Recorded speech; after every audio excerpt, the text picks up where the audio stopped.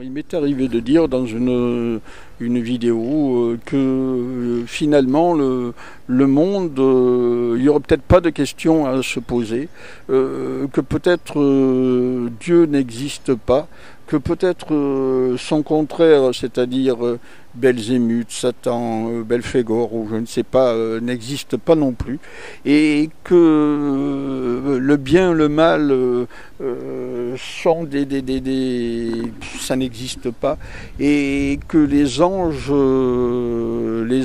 ou les démons d'ailleurs n'existent pas non plus. Bon, j'ai fait cette vidéo parce que je crois que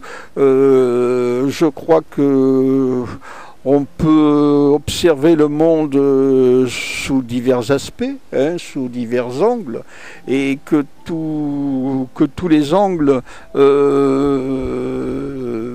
parlent du même monde, parlent du même endroit, et le voient forcément bien différemment. Mais, si vous me demandez celui auquel je crois le plus, eh bien, sans aucun doute, je crois le plus à celui d'Alice ou La Dernière Fugue.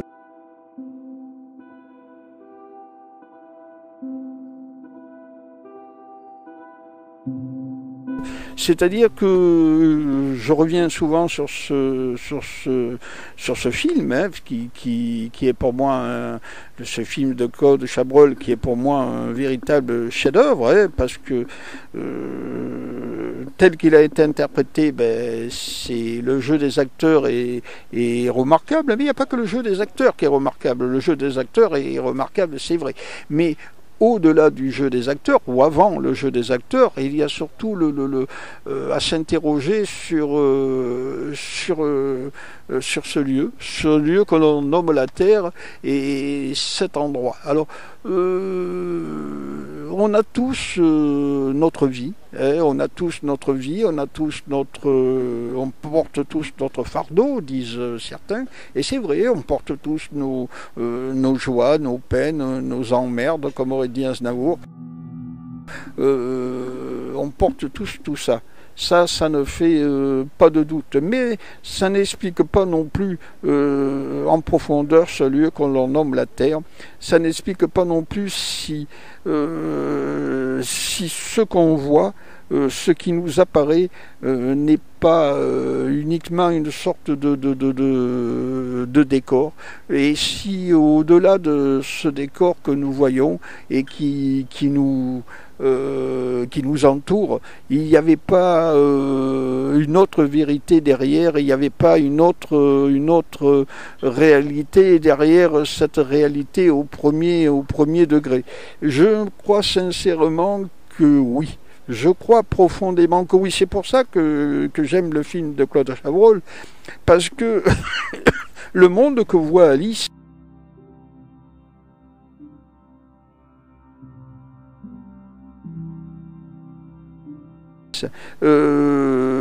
c'est peut-être notre monde, c'est peut-être notre vie, c'est peut-être le sens de notre propre existence. Alors nous ne connaissons pas le sens de notre existence. Quoi que nous fassions, nous ne le connaissons pas. On peut se donner à fond dans le travail, beaucoup d'entre nous l'ont fait, se donner à fond dans beaucoup, on peut être Raphaël Nadal et se donner à fond dans le tennis. On peut être un torero célèbre et se donner à fond dans la corrida.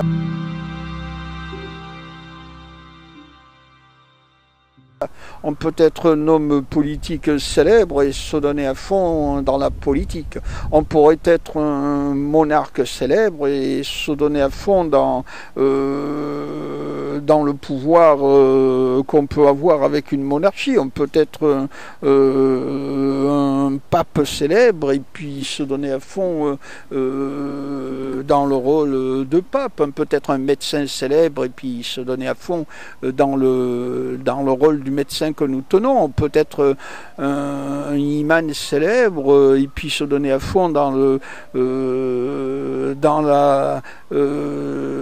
ce qu'on soutient comme théorie religieuse. J'ai dit un imam, mais j'aurais pu prendre un rabbin, et puis c'est exactement un petit peu exactement la même chose. Non, c'est pas ça que je veux dire. Ce que je veux dire, c'est que ça n'affirme pas tout ça, que le monde que nous voyons, que le monde qui nous entoure soit réellement pas autre chose qu'une illusion. Ça, il faut bien se l'enlever de la tête. Le monde que nous voyons est quelque part similaire au monde d'Alice, sauf qu'au monde d'Alice, évidemment, c'est un monde plus restreint, beaucoup plus succinct. Elle est là, juste avant son départ, il faut qu'elle descende le petit escalier, et puis elle a fini, elle va de l'autre côté. Nous sommes tout juste... on va dire tout juste à l'arrivée,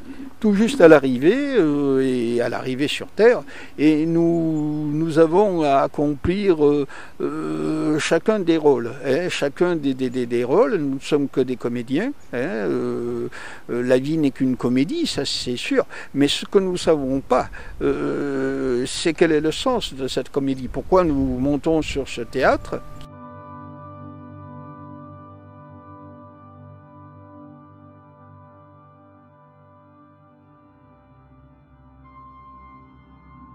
qui est la vie sur ces planches.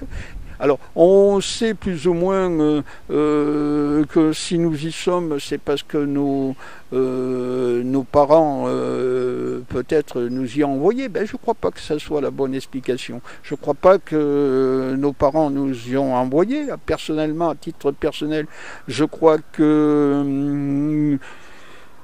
nous avons choisi nos parents, nous avons choisi l'âme ou du moins le corps qui allait être le nôtre. Nous l'avons choisi alors en fonction peut-être de quelque chose de similaire à maintenant, c'est-à-dire dans le temps, dans nos vies. C'est-à-dire que si nous sommes quelqu'un de très bosseur dans notre vie actuelle, dans notre vie contemporaine, dans la vie qu'on peut passer sur Terre, si nous sommes quelqu'un de très qui se dépense beaucoup, qui se donne à fond, qui construit un empire, si vous voulez. Enfin, quand je dis un empire, je ne veux pas forcément parler d'un empire, je veux dire un empire social, par exemple une grosse société. Eh bien, peut-être que nous étions, c'est notre personnalité profonde, peut-être que nous étions comme ça avant d'arriver ici-bas, j'allais dire, avant de venir au monde. C'était peut-être les caractéristiques nous gardons, notre âme garde peut-être certaines caractéristiques, c'était peut-être les caractéristiques, de notre âme d'être quelqu'un de bosseur,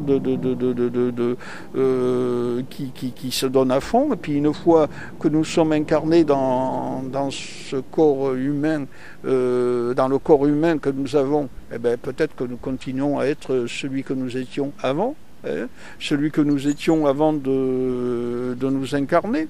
Nous progressons peut-être, ça ne veut pas dire qu'il n'y a rien à atteindre. Il y a peut-être quelque chose à atteindre, il y a peut-être un niveau de perfection à atteindre ou un sommet à atteindre, un petit peu comme lorsque vous montez un col, par exemple, lorsque vous êtes un alpiniste qui monte au sommet, il y a le sommet à atteindre. Alors, c'est peut-être un peu pareil sur Terre, il y a peut-être quelque chose à atteindre, mais ça ne veut pas dire que même qu'il y ait peut-être quelque chose à atteindre, on ne garde pas peut-être quelque chose de celui que nous étions avant.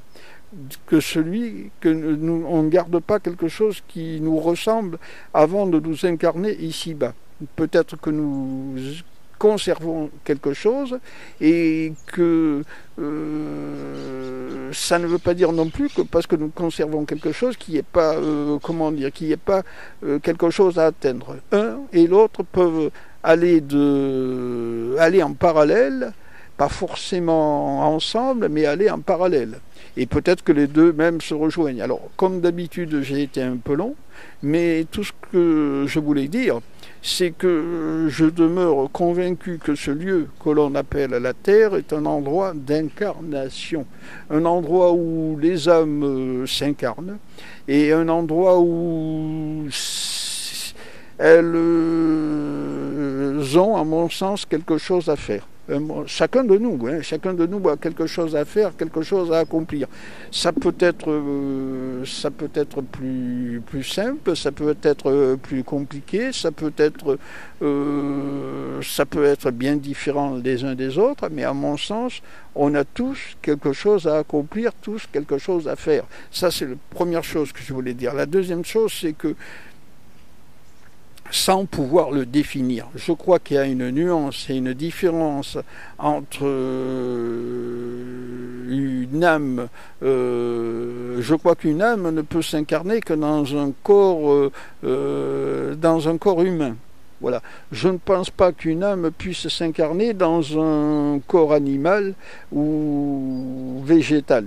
Je pense qu'une âme ne peut s'incarner que dans un corps humain. Ça ne veut pas dire que ce n'est pas un dénigrement vis-à-vis des plantes ou des animaux, pas du tout. Hein. Je pense que les plantes et les animaux ont leur vie, ont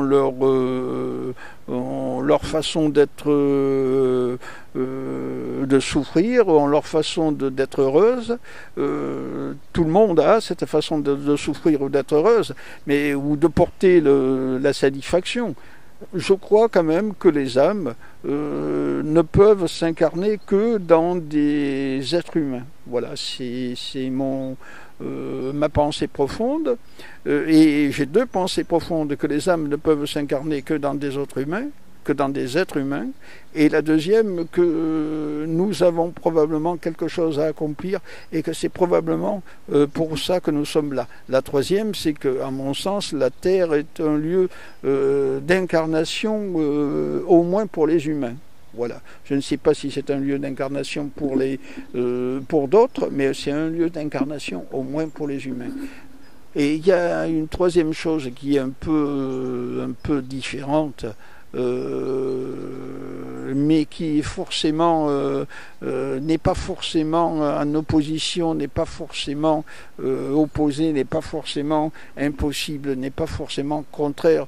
C'est que je crois que ce lieu, d'autres y viennent. D'autres entités y viennent, et pour des motifs peut-être un peu différents, mais elles y viennent aussi. Alors ces autres entités, je crois que ce sont des entités, je ne sais pas s'il faut les classer parmi les entités maléfiques ou les entités de cette sorte-là, mais certainement pas les mêmes. Je pense qu'il y a des entités bonnes et des entités moins bonnes, et que dans ce lieu qu'on nomme la Terre, toutes y viennent. Voilà. C'est peut-être un peu difficile, un peu obscur, mais ce n'est pas parce que c'est peut-être un peu obscur qu'il n'y a pas forcément une idée derrière. Je vous remercie.